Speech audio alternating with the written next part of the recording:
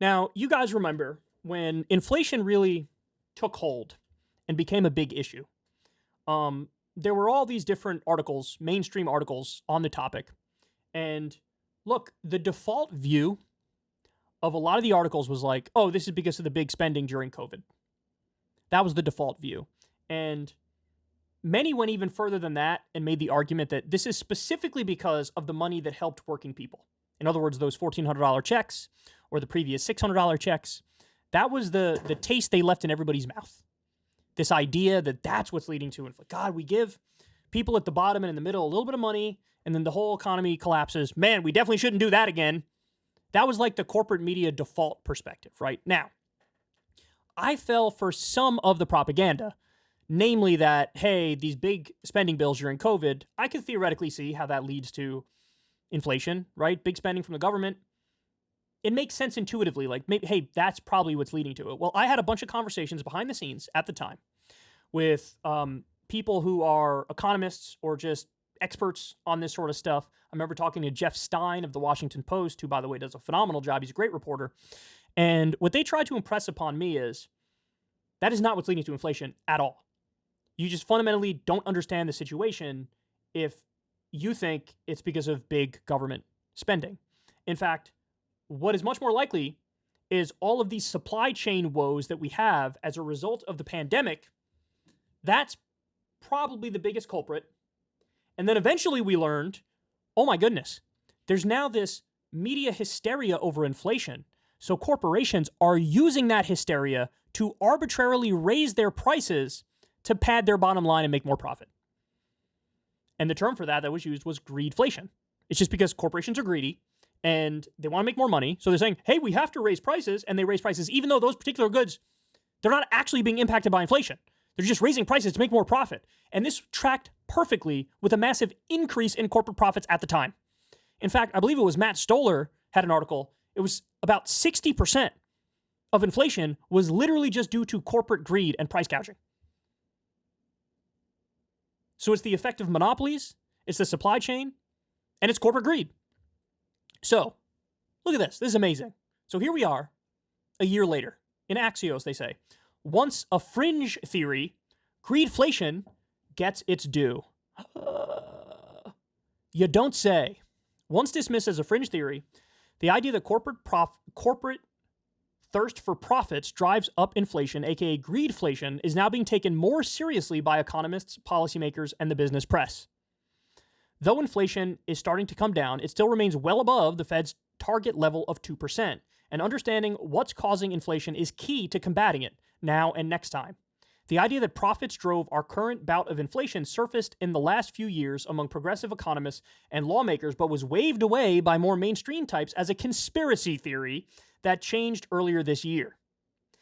In a speech in January, then Fed Vice Chair Lael Brainerd, great name, said wages weren't the main driver of inflation and pointed to a price spiral, where companies mark up prices far higher than the increase in their input costs.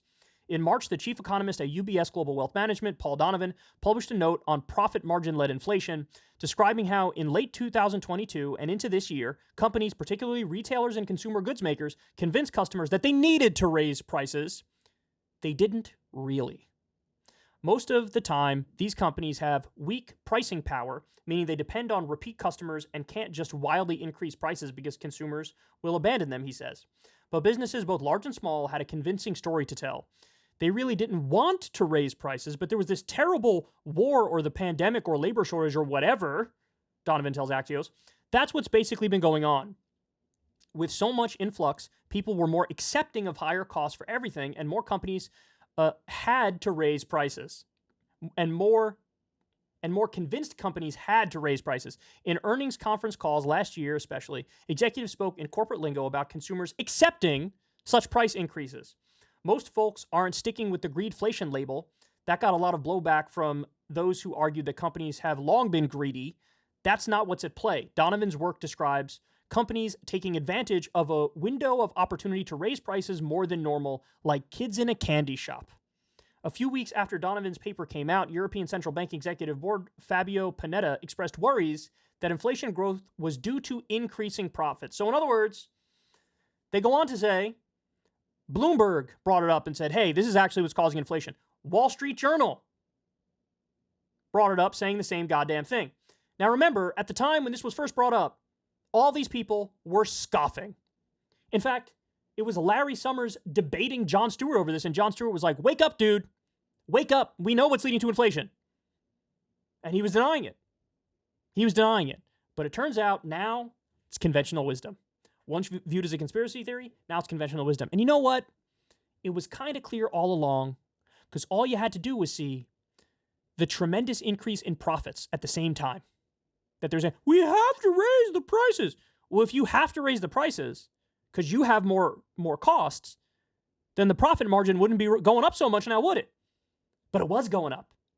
So again, what they did is they took the hysteria around inflation to then say, we have to raise all of our prices. And all the companies did it across the board. So there was nobody undercutting the other corporations. So it was basically this silent agreement among all the companies. Let's just rip everybody off for a while. Let's just price gouge everybody for a while. And that's what they did. And again, Matt Stoller was onto it early. He said about 60% of inflation is due to corporate price gouging. And there were a number of articles, including in Business Insider at the time, which is usually a business-friendly outlet, right?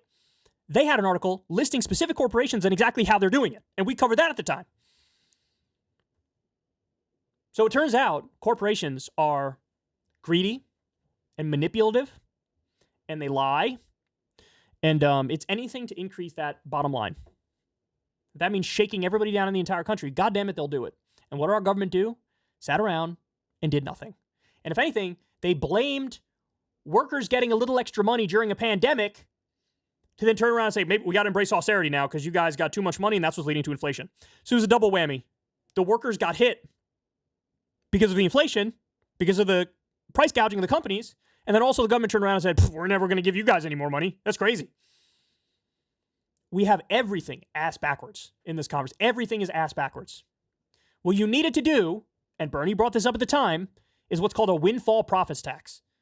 Oh, you want to take this moment of chaos to just price gouge and make more money? Okay, we're just going to tax back however much more you're charging and redistribute it back to the people. That's what we're going to do, windfall profits tax.